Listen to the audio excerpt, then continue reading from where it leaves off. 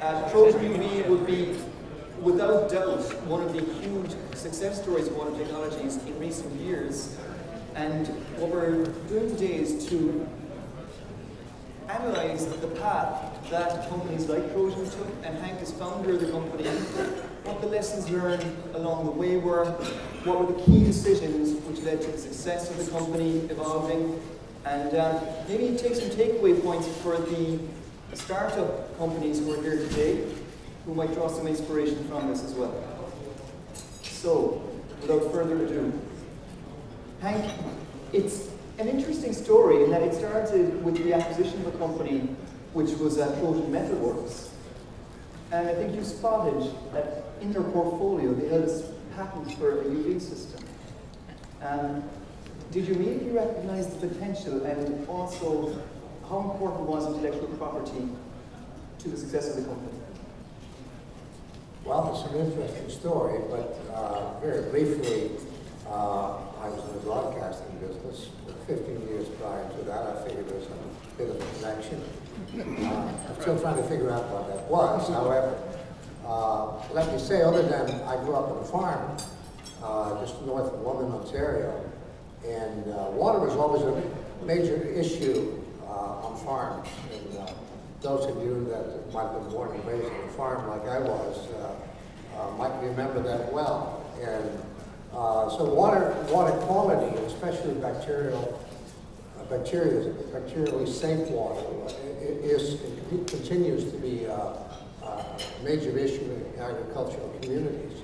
So at a school parent-teacher interview, I ran into a gentleman who was a consultant working for a small company called Trojan Environmental Products, who was in the metal fabricating business but had developed a patent on a UV device. And so I became quite interested in that UV technology, and make a long story short, ended up acquiring the company. Because you saw the potential for this disinfection? Yeah, absolutely. And the metal fabricator was kind of nice because it gave me instant cash flow. Right, right.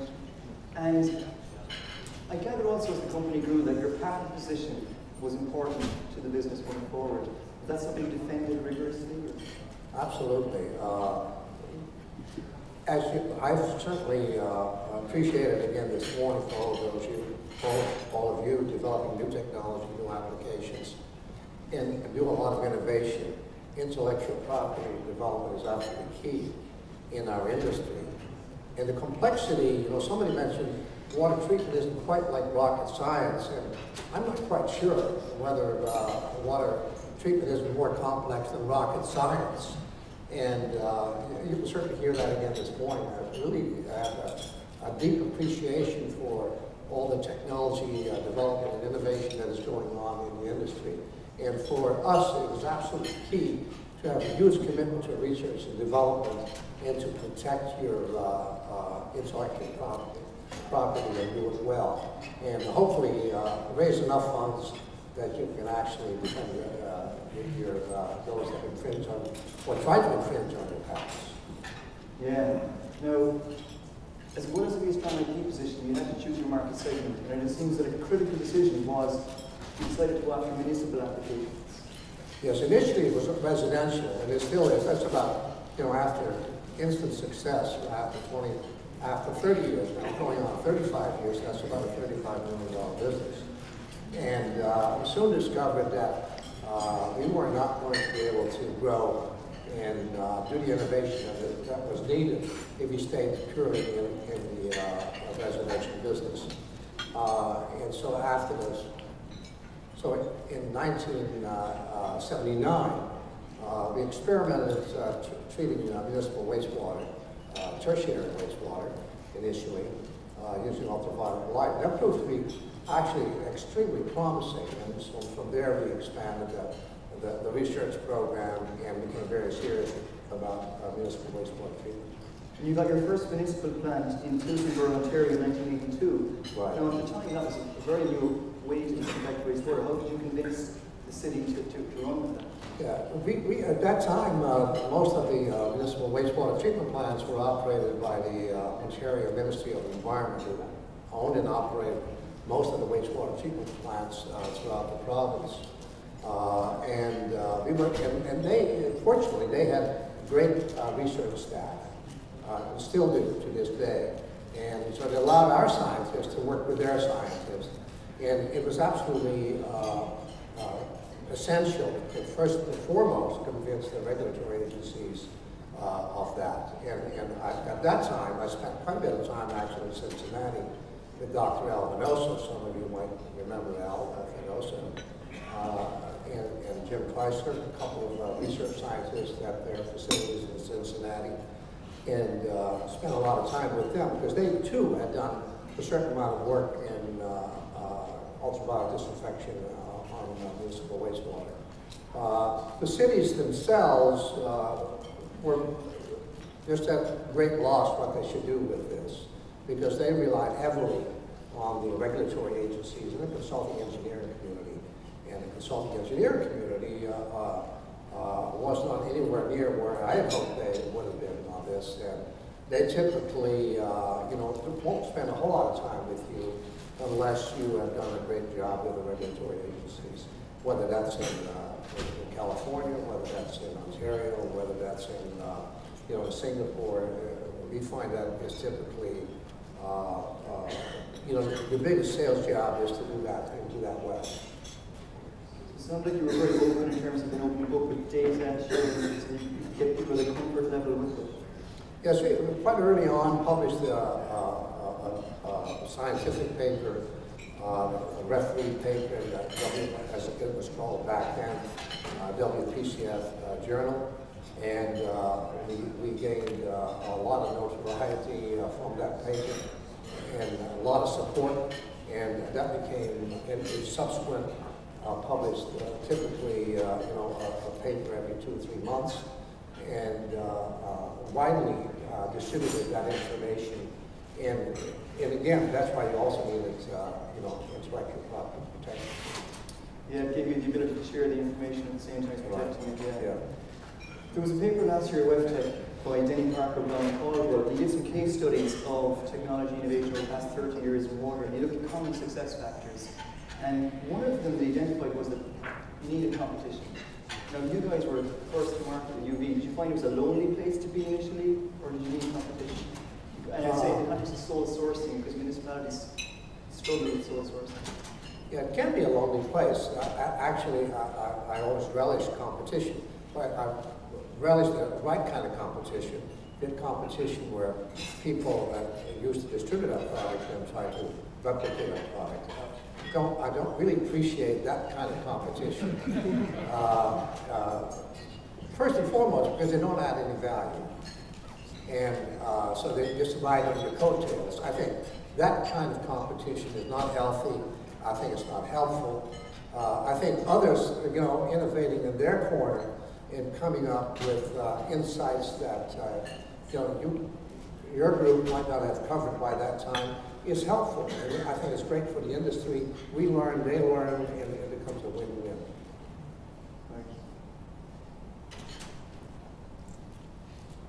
By 1993, the company was recognized as the world leader in UV for wastewater disinfection.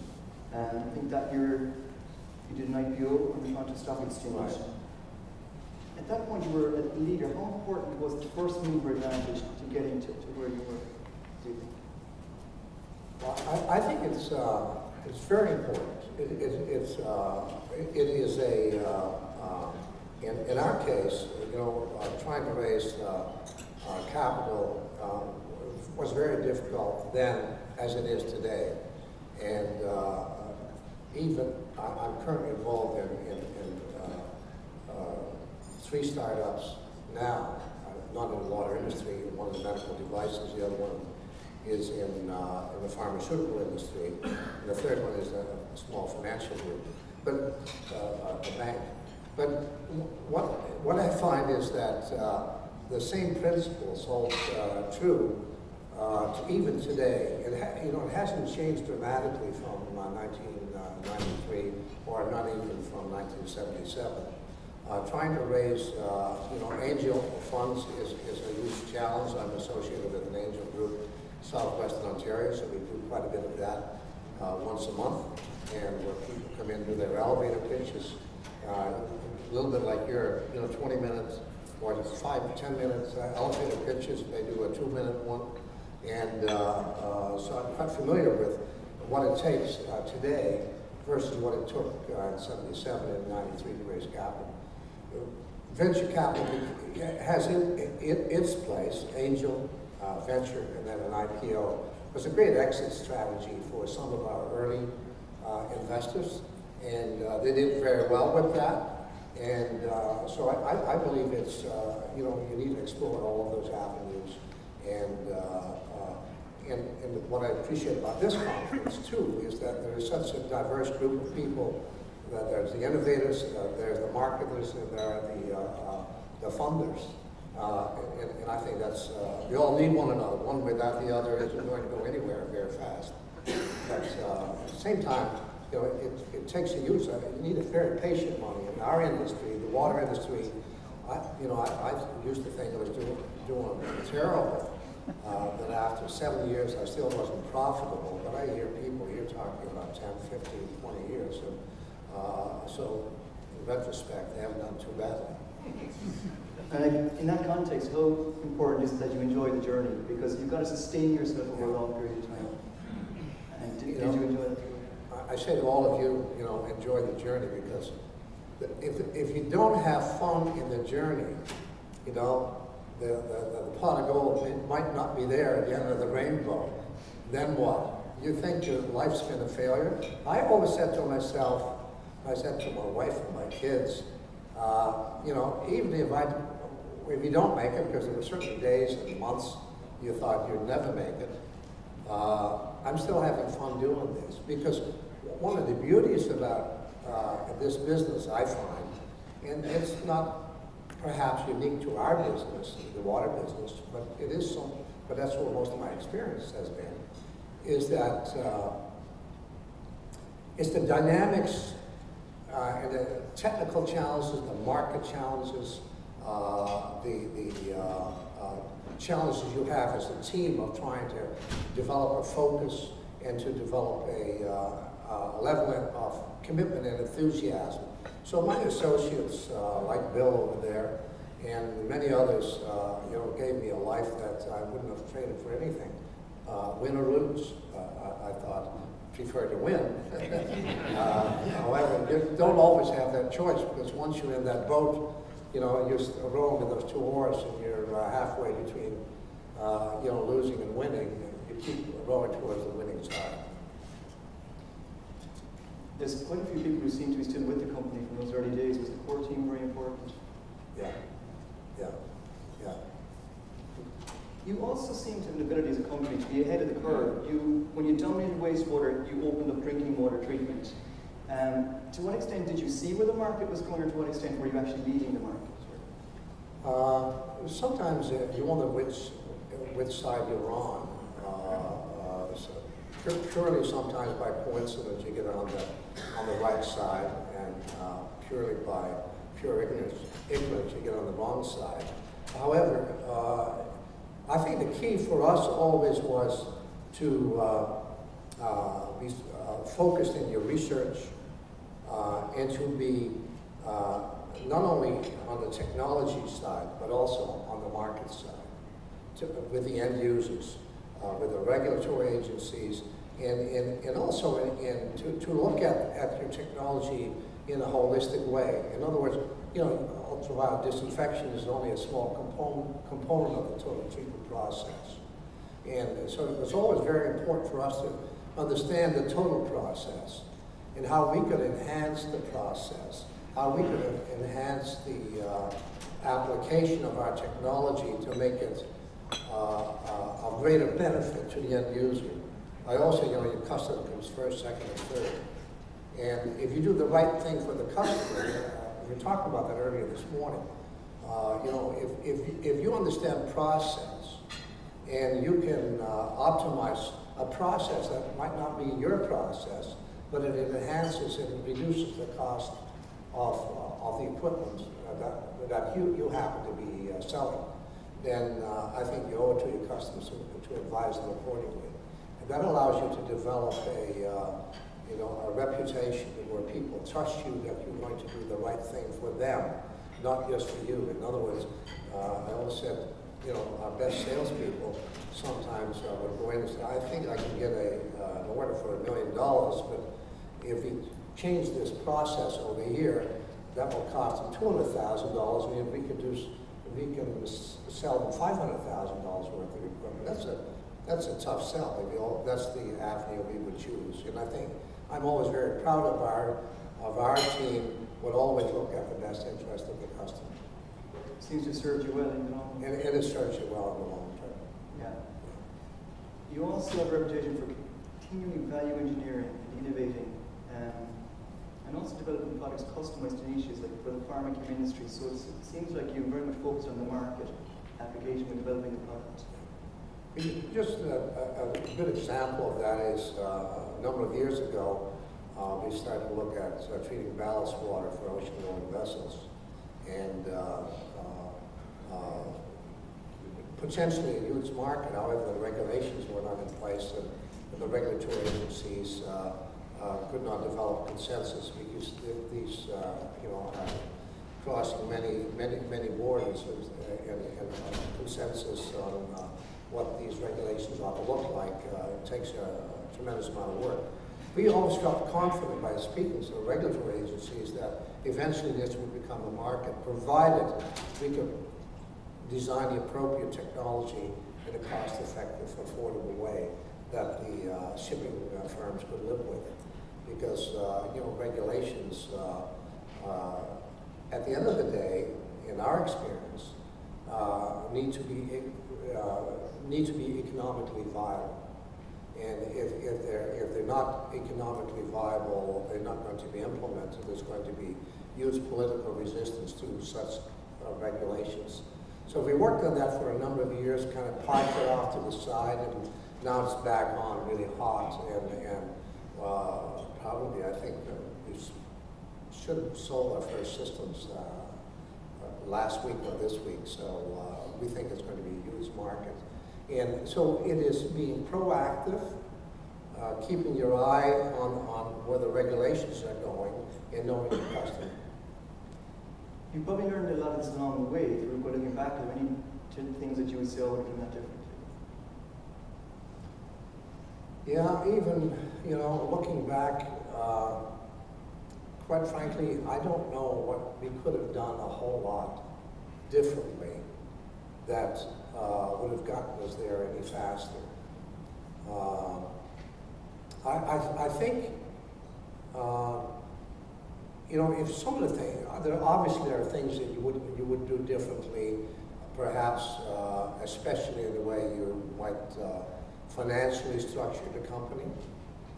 You always like to take the company to its ultimate end, and I suppose most of us would prefer to, you know, retain 100% ownership by the time you get up here $200, $500 million of revenue.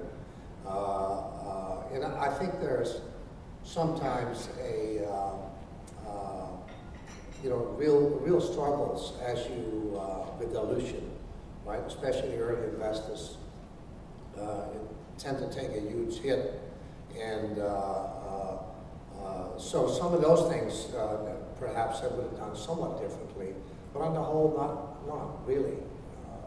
Again, I go back and say, huge commitment to research and development and to the well-being of the end user, I think are two key items.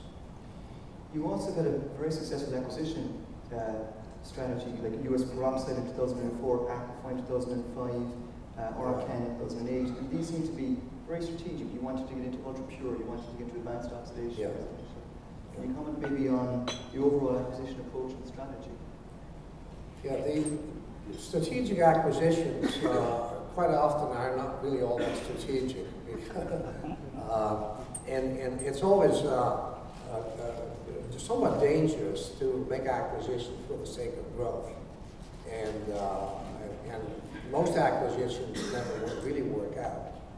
So we had a real discipline of asking ourselves, how does this fit strategically and market-wise, but above all, the chemistry between the people and the values that are being held by those people. In other words, do they have a huge commitment to sound research, as an example, or do they have a huge commitment to get rich quick?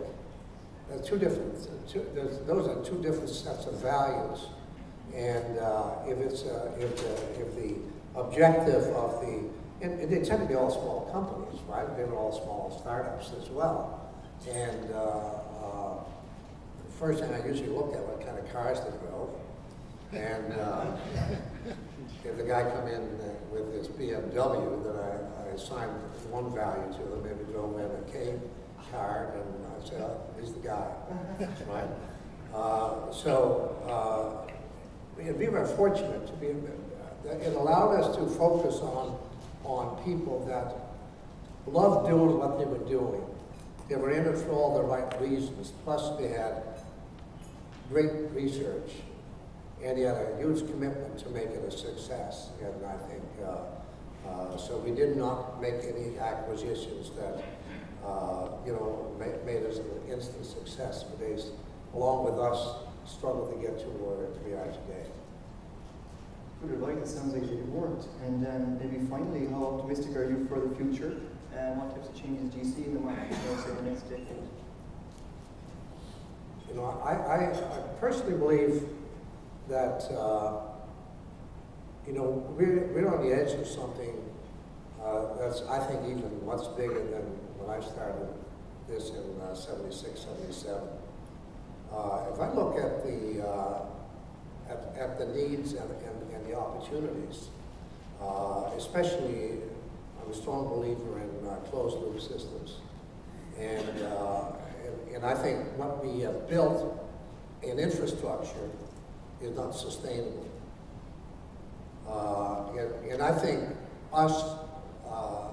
if the industry thinks it's going to just simply replace infrastructure as it is today, I think we're whistling Dixie. We're barking up the wrong tree.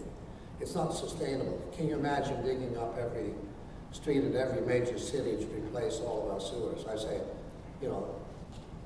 folks, it ain't going to happen. And you people in this room are probably going to make a huge contribution to make sure that that doesn't happen. Because if you can well imagine the trillions of dollars that we would have to spend globally, if only 10% of that could be used to invest in great research that would allow us to do what they do with the space program, as an example, and with Mike back there somewhere. And then I would say, there are opportunities galore. But it does require, though, a lot of patience. And sometimes I'm not so sure whether, number one, there are people that still have patience. And number two, perhaps even more importantly, whether there's that patient capital around. And I think it's a huge opportunity. This is a great time to be in this business. Excellent. Well, thank you very much, Hank. Very insightful.